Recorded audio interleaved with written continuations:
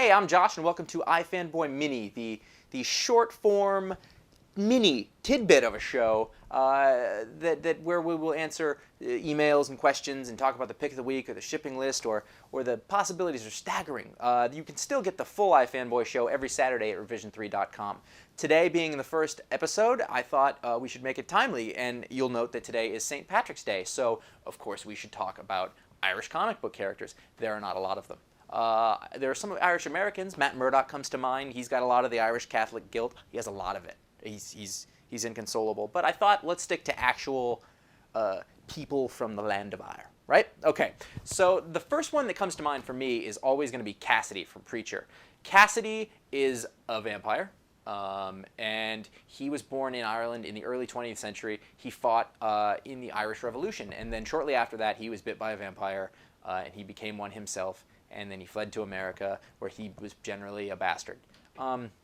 Garth Ennis, who is also Irish, wrote the character, and he put a lot of really sort of typically Irish charm and wit into him. And he's, despite being just kind of a horrible person vampire, he's still incredibly likable. So that's a good character. After that, you get into the superhero characters, the mainstream stuff, and there are not a lot.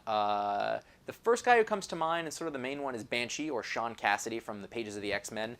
His power is a garishly ugly costume with a collar and a chest hair thing, and apparently he screams and flies.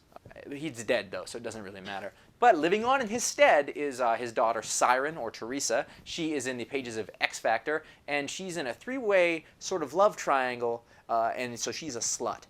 But there you go, she's still Irish.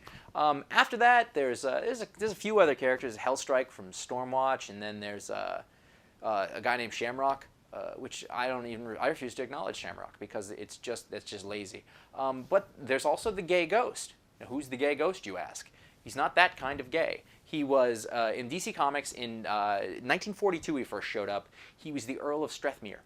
Yes, and he was killed and avenging the lover and everything, and then he kind of disappeared, and then he was brought back in 1990 by Grant Morrison in the brilliant Animal Man in issue 25, and the character said, you know what, don't bring me back, I don't want you to bring me back, because the meaning of gay has changed, and it's just weird for me now. That is not a joke.